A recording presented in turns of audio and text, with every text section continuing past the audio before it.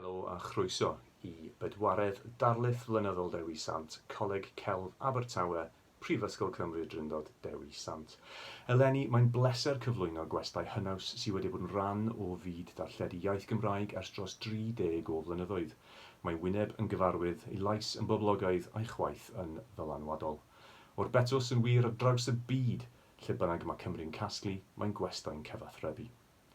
Felly dyma Huw Rhys i'ch tywys ar wybdaeth o'i addysg a'i yrfer proffesiynol hynod gan godi sylw arbennig at ei falchder, ei frwdfrydedd a'i gariad at weithio yn y Gymraeg. Helo a dydd Gwyl Dewi hapus i chi gyd, gobeithio bod chi'n mwynhau pethau bach Cymraeg yn ystod y diwrnod. Yn enw i yw Huw Rhys, neu fel mae pawb yn nabod i ers blynydde mawr, Huw Ffash. A wrth gwrs, mae hwn yn deillio'r ffaith bod fi'n arbenigwr ffasiwn. Mae'n yrfau wedi deillio o dilyn cwrs ffasiwn gradd, wedyn mynd mlaen i wneud MA gradd, a hynny'n golygu bod fi wedi penderfynu i symud draw at fyd y cyfryngau, a un o hebydd ffasiwn, a hynny yn cynnwys raglenni fel Heno Prynawn Da, yn ogystal â neud stwff ar gyfer radio hefyd.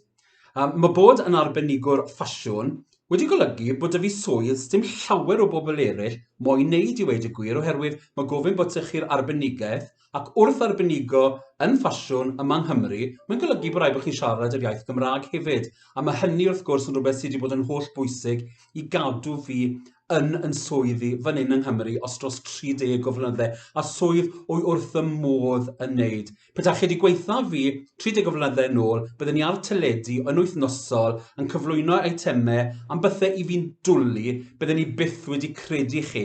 Ond wrth gwrs, dyna yw bywyd, ond efe, nath rwy'n ddweithau unwaith, rwy'n oedd yn darlithio ni ymlid pottery, ceramic, gwaith ceirf, time, tide and clay wait for no man. A hynny'n golygu wrth gwrs bod rhaid chi cydio yn y funed a symud yn syth mlaen a dilyn yr hyn i chi'n dwlu wneud. Ac wy'n un o'r bobl hynny sydd yn ffodus iawn bod fi'n mynd i'r gwaith bob dydd ac wrth y modd yn wneud y gwaith hynny ac wrth gwrs yn gallu wneud y gwaith hynny yn defnyddio y iaith Gymraeg. Nawr fi'n siŵr bod chi gyd yn wondron beth mae arbenigwr ffasiwn yn wneud a beth yw ei wrthwaithau yn ddyddiol.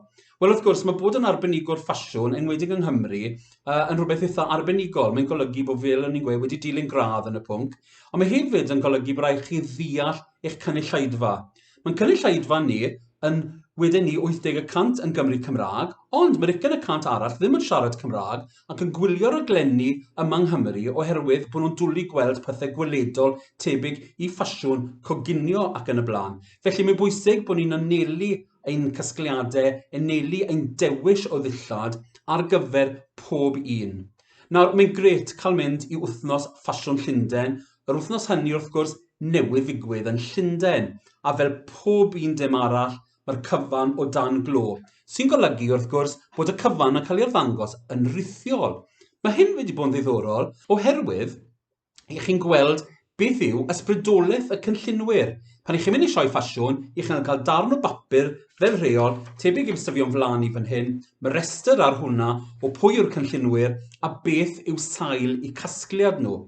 Ond wrth gwrs, pan ni'n wneud e'n rhithiol a goffo creu fideo neu creu ffilm ar gyfer y sioe ffasiwn hynny, mae'n olygu bod ni'r gynulleidfa wir yn gallu gweld beth yw ysbrydolaeth creu y cynllunwyr yma, a mae wedi wneud ffasiwn yn ddiddorol iawn.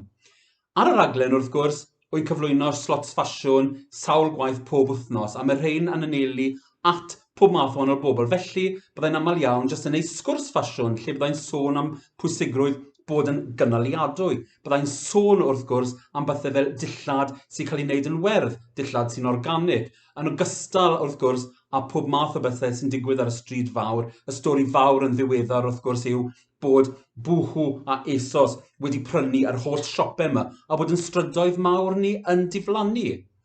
Un peth arall sydd yn gret wrth gwrs ar gyfer raglenni ddyddiol, lle chi'n dewis y pwnc eich hunan a dewis pwnc eich hun ddiddori yno, yw'r ffaith bod chi'n gallu mynd at siopau bach arbenigol. A mae hynny wrth gwrs yn rhywbeth ffantastig oherwydd i chi'n cwrdd â bobl sydd â dawn arbennig yn dewis dillad ar gyfer cwsmeriaid arbennig. A mae hwn yn golygu wrth gwrs bod e'n gwneud yn waith i'r teledu yn rhwydd iawn wedyn oherwydd maen nhw'n gwneud y fideos adre yn danfon y darpariaeth eto ni. Uchafbwyntiau y flwyddyn ar yn gyfer i wrth gwrs yw mynd i wythnos ffasiwn Llundain, lle ni'n gweld sioe ar ôl sioe ar ôl sioe. Mae'n soundon glamorous, ond wrth gwrs y gwirionedd yw bod chi'n sefyll am 20 munud a fwy mewn res i gael iste mewn neuadd gyda cynnoedd o bobl arall am y fyniad awr yn sefyll i'r sioe gychwyn, ac wedyn wrth gwrs mae'r cyfan yn para rhyw 8 munud. Felly mae gweld y cyfan yn rithiol yn gweithio'n gret. Un peth arall wrth y modd yn neud wrth gwrs yw BAFTA. Mae BAFTA Cymru wedi tyfu yn aruthrol yn ystod y blynyddoedd diwetha. BAFTA Cymru wrth gwrs yn gwobrwyo yr holl dalent stynnu fan hyn yn creu, yn actio, yn cymryd rhan mewn dramau a gwaith teledu yma yng Nghymru. A o wrth gwrs yn lwcus iawn bod fi'n cael bod ar y carpet coch. Mae bod ar y carpet coch yn golygu bod chi'n gweld yr enwogion wrth bod nhw'n cerdded i mewn a gallu gofyn y cwestiynau hynny falle byddai pobl sydd yn eistedd mewn cyfweliad arferol ddim yn cael gofyn. Pan i chi'n cychwyn y cwestiwn ar y carpet coch yn gweud, pwy chi, beth yw'ch ffilm chi, yr un ateb i chi'n mynd i gael bob tro. Os chi'n cychwyn y sgwrs yn gweud, fi'n dwlu ar dy jacket i, ble gesti hwnna, wrth gwrs mae'r ymateb yn mynd i fod yn wahanol iawn, ac wedyn mae ffurf y sgwrs yn mynd i fod yn wahanol iawn, mae'n mynd i fod llawer mwy cartrefol, llawer mwy intimate. Un peth arall sydd yn gret am yn swydd i wrth gwrs yw bod fi'n dwlu ar y byd celf. Felly mae'n golygu bod fi'n gallu dilyn y diddordeb hynny ac ymweld â bob math o grefftwyr a makers, pobl sy'n creu yma yng Nghymru. A mae yna gymaint o bobl llu o dalent yn bob cwr y Gymru. Ac yn ystod y clo, beth wedi darganfod yw bod y pobl yma nawr yn dechrau cysylltu yn rhaglenni ni, sef Pnawn Da Heno, a rhaglenni falle sydd yn rhoi rhyw fath o wyneb i'r bobl a gwyneb i'r cwmnioedd bach yma. Ni'n dod i nabod yr arbenigwyr, nid jyst prynu rhywbeth ar-lein yw a ddim gweld neb tu cefn y llen. Pan chi'n prynu wrth y cwmnioedd bach yma, chi'n cael gwybod pwy yw'r bobl sy'n creu, chi'n cael bach o'i hanes nhw, ac wrth gwrs wedyn chi'n buddsoddi yn eich ardal chi. A fi'n credu bod hynny yn holl bwysig, enwedig gan bod y byd celf yn rhywbeth sydd mor arbenigol. Mae'r swydd hefyd yn golygu wrth gwrs bod chi'n cwrdd â trawstoriad o bobl. A mae'n bwysig iawn yn y rôl i bod fi'n dechrau bob sgwrs yn y Gymraeg. Yn aml iawn i'n chwilo am westeion sy'n arbenigo mewn meysydd hollol gwahanol i'r cyffredin. Ac yn aml iawn pan ydych chi'n siarad y pobl ar y stryd yn wedig trwy'r iaith Gymraeg, mae nhw'n licio cael clec fach. A mae'r clec yna yn golygu bod nhw'n gweud wrthych chi, chi'n gwybod bod mab gyda Mrs Griffiths lan yr hewl sydd wedi dilyn cwrs cyfryngau i falle yn Manceinion, a mae ei nawr yn gweithio ffilm gyda George Clooney a Brad Pitt. Ac yn sydyn reit, chi'n sylweddoli bod rhywun yn siarad Cymraeg ar y set, a chi wedyn wedi gallu cael y cyfle i ymweld â'r ffilm hynny, drwy falle llwybr hollol gwahanol i'r mwyafrif o bobl. Chi'n siarad â'r bobl falle sydd tu cefn y llenni yn not na just y prif actorion. Felly dyna beth yw'n brif ddiddordebau i a prif resymau o wneud y rôl cyflwynydd ffasiwn ar S4C. Y cwestiwn nesaf wrth gwrs yw, sut i chi yn dod yn arbenigwr ffasiwn? Erbyn hyn, chi'n gweld gymaint o bobl ar Instagram, ar y cyfryngau cymdeithasol, i gyd yn galw unan yn influencers, yn bloggers. Chi'n gweld llu o ferched sydd yn prynu dillad wrth y cwmnioedd enfawr, unwaith eto fel ASOS a Boohoo, a gwisgo'r dillad yma a dangos nhw ar gamera. Ond wrth gwrs beth maen nhw'n dangos yw y dillad maen nhw'n hoffi gwisgo. Dyn nhw falle ddim yn dangos y dillad sydd yn addas ar gyfer bob un person. Wy'n credu bod e'n bwysig iawn os chi'n galw'ch hunan yn arbenigwr bod dych chi credentials yn y maes hynny. Felly, gychwynes i'n yrfa, credwch chi'n y budo, yn gweithio yn y DVLA yn Nhreforys ger Abertawe. Ac ar ôl eistedd am wythnosau yn yr adran Microfish, lle o'n i'n dod i taflenni o bapur trwy'r peiriant yma yn ddyddiol, benderfynnes i bod rhywbeth yn mynd i fod mwy pwysig yn y mywyd i na jyst eistedd tu cefn i'r peiriant modd yn ddim yn gweud dim un gair trwy gydol y dydd. Felly, es i ati i chwilo am gwrs oedd yn cynnig tipyn o bopeth lle oedd celf yn y cwestiwn. O'n i wastad wedi bod â diddordeb mewn celf a wedi wneud celf lefel A, ond beth wedi meddwl cael gyrfa na dilyn cwrs celf. Felly, offa fi i Coleg Celf Caerfyrddin, beth nhw'n galw pryd hynny yn Dyfed College of Art, a wneud y cwrs sylfaenol gyda Lynn Davies. A mae rhaid dweud, tra bod fi fyna, cael yn ysbrydoli gan y tiwtoriaid. Unwaith eto, beth sy'n bwysig i gofio yn ein colegau ni yng Nghymru, darpariaeth bach o fyfyrwyr sydd yn nifer o'r colegau i gymharu ag llu o fyfyrwyr sydd yn nifer fawr o'r colegau enfawr ledled y byd. Ond mae'n ei golygu wrth gwrs bod chi'n cael fwy amser gyda'ch tiwtor, chi'n cael siarad fwy gyda'r person sy'n arbenigo, a mae'n bwysig fi'n credu bod chi'n cael hefyd rhyw ymateb personol wrthon nhw. Ac unwaith eto, yn y ble mae'r iaith Gymraeg yn dod yn bwysig, oedd gyfyrddin yng Ngholeg oedd yn Gymraeg iawn o ran naws, a darlithwyr i gyd yn siarad Cymraeg, felly o'n i'n twmlo'n gyffyrddus iawn wrth paratoi'r gwaith, bod fi'n gallu ymateb a siarad yn y Gymraeg, sef yn iaith gyntaf. Tra bod fi'n y coleg fan'na, wrth gwrs, dath y cwrs sylfaenol i ben, a ddim bwysig penderfynu beth i wneud nesaf. Felly, y coleg mwyaf enwog ar pryd hynny, lle oedd ffasiwn yn y cwestiwn, oedd Central St Martins. So bant y fi Central St Martins am gyfweliad, a wir, das y crwtyn Cymreig o ardal Glanaman, oedd ddim yn ffasiynol iawn i edrych arno fe, nath e gael lle yn Central St Martins. Ychydig wythnosau yn ddiweddarach, mynd gyda ffrind i coleg o'r enw Ravensbourne, oedd tu allan i Llundain, bach mwy gwledol, lle oedd y naws y lle yn y cwestiwn, o'ch chi ddim yn ganol y brif ddinas, oedd ydych chi lawntydd, oedd e'n debyg iawn i'r coleg o'n i wedi gadael yn Gyfyrddin, a penderfynu'r funed garddes i mewn i'r coleg hynny, dyna ma ble o'i moyn wneud gradd. 2 blynedd yn ddiweddarach, penderfyniad arall, beth i wneud ar ôl graddio. Wel, wrth gwrs, mae'r llwybr yn mynd ddwy ffordd. Mae naill ai'n dilyn chi ar trywydd gwaith, neu chi'n mynd mlaen i wneud cwrs ychwanegol. Ac yn y byd hynny, benderfynus i, mae'r cam nesaf felly oedd dilyn cwrs MA yn y Royal College of Art yn Llundain, lle mae'n anodd iawn cael lle yn y cwrs, ond unwaith i chi'n cyrraedd y cwrs, yn daimladiodd falle bod chi'n sicr o swydd yn y dyfodol. Y swyddi dath o'r gyrfa hynny oedd swyddi dath trwy ennill cystadlaethau. Fel i chi'n gwybod, mae cystadlaethau'n glwm a nifer o cyrsiau ni'n dilyn yn y byd celf. Felly bydd sy'n ffodus iawn i ennill tra'n Ravensbourne, cwmni rwy'n nhw o'i Lili oedd yn cynllunio textiliau a dillad ar gyfer plant. Enillus i'r gystadleuaeth hynny a cael y cyfle i fynd mas wedyn i'r iseldiroedd, i fyw am ychydig iawn o fisoedd ar canolbot a cynllunio ar gyfer y cwmni yma. Oedd hwnna'n brofiad bydd yn sefyll dyfu am byth. Menyw oedd wedi cychwyn cwmni o'r dechrau yn ei chartre ac erbyn pryd hynny un o'r cwmnioedd mwyaf llwyddiannus ffasiwn yn yr iseldiroedd ac yn edmog ledled byd am wneud y dillad plant. Yr ail swydd ddiddorol dath y cynnig wrth Max Mara, ond rhan o'r cwmni o'r enw Penny Black mas yn yr Eidal. Felly, bant a fi i'r Eidal i weithio am ryw 6 mis. Y bwriad oedd wrth gwrs i ddysgu i siarad Eidaleg yn llwyr. Y treni mawr oedd y cwmni moyn fi'n oherwydd bod fi'n siarad Saesneg.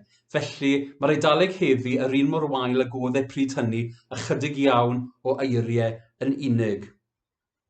Yn dilyn y gyrfa hynny, wrth gwrs, ges i galwad ffôn rhyfedd iawn wrth S4C, sef Channel 4 yma yng Nghymru, a Channel Gymraeg, i ddweud bod rhaglen newydd yn oedd yn torri tir newydd, a hynny o'r enw Heno.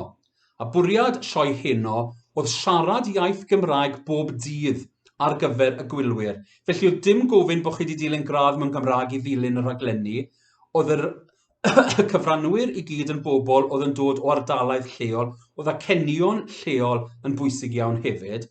Felly, bues i'n teithio nôl ymlaen o Llundain yn wythnosol i wneud y gwaith ar raglen Heno, a cochi 30 o flynyddau yn ddiweddarach o'i dal yr ysgrin yn wythnosol, dal yn siarad yn Gymraeg, dal ar raglen Heno, ac wrth gwrs dal yn arbenigo ac yn sôn am ffasiwn.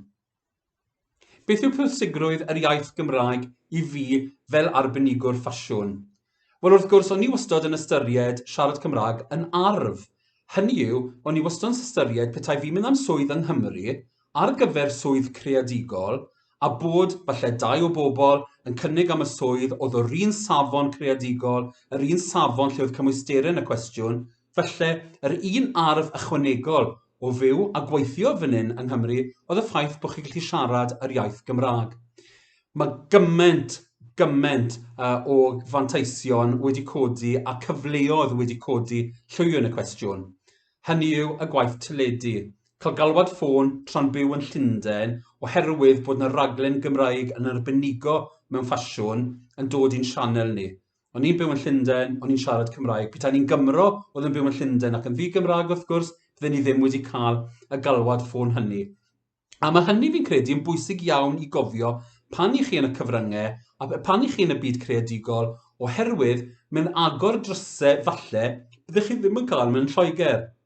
Mae'r pot yn llai o arbenigwyr, ac felly, os ydych chi'r arbenigaeth a'r iaith, mae'ch cyfle i chi i ennill y swydd, felly ennill y cyfle i siarad ar y radio, i gael eich cyfweld ar y teledu wedi cyplysu, oherwydd mae dych chi'r arf hynny, mae nifer fawr arall o bobl ddim falle wedi ystyried yn bwysig yn ystod eu gyrfa. Felly, wy'n gweithio pawb sydd wedi wneud cwrs Cymraeg yn yr ysgol, falle bod nhw'n iaith ail iaith, yn dysgu tam bach o Gymraeg, manteisiwch ar y cyfle, newch chi gymaint o marfer a gallwch chi yn eich amser rhydd, oherwydd mae'n golygu yn y dyfodol, falle deif cyfle i wneud rhywbeth allan o'r gyffredin, oherwydd bod chi'n un o'r bobl hynny sydd gallu siarad yr iaith Gymraeg. Pobl wedi cwrdd sydd yn siarad Cymraeg.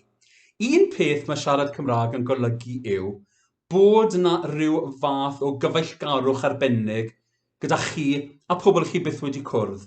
Dychmygwch bod chi'n mynd ar eich gwyliau i Sbaen a bod chi'n eistedd wrth ochr y traeth yn yfed gwydred o sangria. Mae'r person dros nesaf chi'n siarad Cymraeg gyda'r pobl yma dyn nhw. Peth cyntaf chi'n gweud yw, ble chi'n dod o den?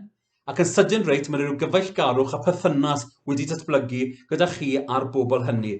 A mae'r un peth yn wir wrth gwrs ledled y byd. Yn y swyddi yn y byd teledu a'r byd cynllunio, wedi gallu cwrdd â nifer fawr o bobl ledled byd.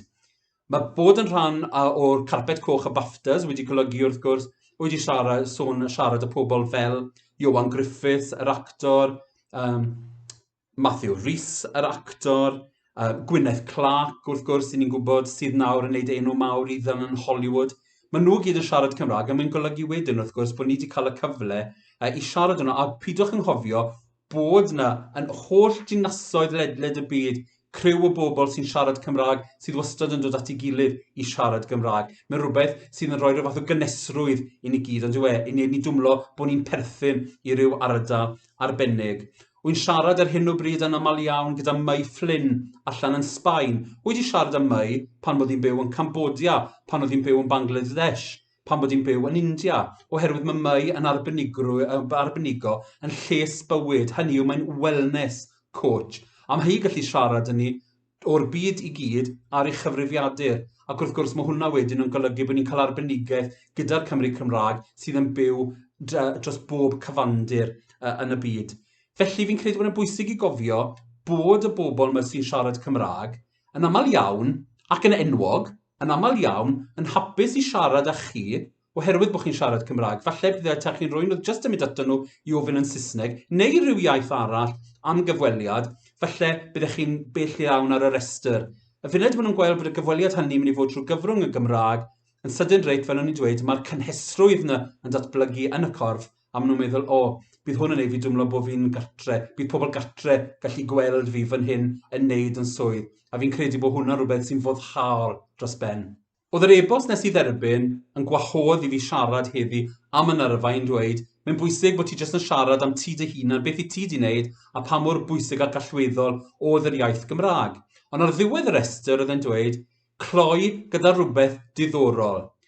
Felly o'n i'n meddwl unan beth sydd yn ddiddorol ar hyn o bryd. Beth sy'n ddiddorol ar hyn o bryd, wrth gwrs yw, ar ôl 30 flynedd yn darlledu yn y studios dros De Cymru, o'i erbyn hyn yn gweithio adre. Wedi bod yn gweithio adre fel nifer fawr ohonoch chi ys blwyddyn bellach. A mae hynny wedi golygu wrth gwrs bod fi wedi goffod datblygu sgiliau hollol gwahanol. Blwyddyn yn ôl, o'n i eriod wedi clywed am Zoom. O'n i byth wedi defnyddio edit ar y cyfrifiadur. O'n i byth wedi defnyddio fy ffôn ar gyfer overlays ffasiwn. Felly, yn ystod y flwyddyn diwetha, bod nifer fawr o ni'r cyflwynwyr ac arbenigwyr yn glwm i'n cartrefi, mae'r rhaglenni dal wedi mod yn mynd yn ei blaen, oherwydd mae'r rhaglenni dyddiol yn allweddol wrth gwrs i iechyd meddwl ein gwylwyr ni. Mae'n dod â gosrwydd at y gwylwyr, mae hefyd yn dod wrth gwrs a rhyw fath o gwmni i'ch cartre. Felly wy'n wedi goffod dysgu sut i eistedd fan hyn yn y gader, yn yn stafell, a wneud pethau diddorol ar y we. A mae'n sydyn reit, mae wedi agor byd newydd. Oherwydd, mae gweithio'n rithiol yn golygu yn aml iawn bod chi goffa bod llawer mwy manwl yn yr hyn i chi'n trosglwyddo, naill llai yn weledol, lle mae'r visuals yn bwysig iawn, oherwydd maen nhw wrth gwrs yn esbonio beth i chi'n trial i ddweud, a mae'n bwysig iawn hefyd falle bod chi llawer mwy eglur yn yr hyn i chi'n trial i gyflawni mewn eitem, oherwydd does dim dych chi adnoddau y studio i gyd, does dim dych chi neb i siarad â, does neb yn gofyn y cwestiynau, a mae hynny'n golygu debyg iawn i heddi bod chi goffa cynnal y sgwrs i gyd o flaen y cyfrifiadur, a mae hynny gallu bod yn rhywbeth oeraidd dros ben, felly mae dod y cynhesrwydd i'r gwaith wedi bod yn bwysig iawn. Un peth arall mae'r pandemig wedi dangos i ni gyd wrth gwrs yw bod ni gyd gallu gweithio o adre, bod ni gyd gallu bod yn glwm yn cyfrifiaduron, a mae gymaint i ni gallu wneud bydd yn cyfoethogi'r hyn i ni'n wneud pan ddyn ni allan o'r clo, byddwn ni'n mynd nôl i'r studio, byddwn ni'n mynd nôl i wneud eitemau yn bendant, mynd i wneud i fi feddwl mewn ffordd hollol wahanol pan wy'n edrych ar bethau. Mae hefyd wedi wneud i fi ymddiddori ac wedyn wrth gwrs i werthfarogi y pethau technegol llawer mwy. Mae'r ffôn erbyn hyn wrth gwrs yn rhywbeth gallen ni byth byw hebddo fe. Gan ystyried 30 blynedd yn ôl pan nes i gychwyn y swydd yma, oedd dim ffôn symudol ar gael. Felly fi'n credu yn beth sy'n ddiddorol i bennu'r sgwrs yma yw bod chi gyd yn gweithio adre, bod fi'n gweithio adre, ond dyw e ddim yn golygu wrth gwrs bod hynny wedi gwaethygu'r gwaith o gwbl. Mi wedi wneud i ni feddwl mewn ffordd llawer mwy creadigol a llawer mwy effeithiol lle mae falle symud mlaen yn y diwydiannau creadigol celf yma yn y cwestiwn. Gobeithio bod chi wedi mwynhau ychydig o'r siwrne fi'n parablu mlaen am yn hun, sydd ddim yn anodd, mae rai fi gyfaddau, ond gobeithio bod chi wedi dod i ryw ddealltwriaeth o pa mor bwysig oedd yng Nghymraeg yn yngyrfa i, a faint o ddiddordeb o'i wedi cael yn yngyrfa, a pa mor lwcus o'n twmlo bod fi wedi gallu parhau i wneud gwaith o'i wrth y modd yn wneud gyda pobl o'i wrth y modd yn gweithio gyda nhw am gyfnod sydd mor hir. Diolch yn fawr i Huw Rhys am ei eiriau difyr, dwyth ac ysbrydoledig. Yn amlwg, mae'r flwyddyn diwethaf wedi bod yn gyfnod heriol i bawb mewn sawl ffordd gwahanol, ond fel mae Huw yn tanlinellu gyda'i agwedd bositif, mae'r newidiadau anhepgor wedi codi cyfleoedd i ddysgu ac i gyfathrebu'n fwy eang a mwy hyderus nac o'r blaen. Yn wir bydd cyfnod y clo wedi newid llwybrau nifer ohonom am byth, felly mae neges Huw o gydio yn y funud yn fwy pwysig i gadw mewn cof nac erioed. Unwaith eto hoffwn ddiolch i Huw Rhys am ei gyflwyniad ac i chi am wylio. Gobeithio'n fawr cael y fraint o'ch cwrdd eto'r flwyddyn nesaf yn ôl yn stafell ddarllen Coleg Celf Abertawe. Hwyl am y tro.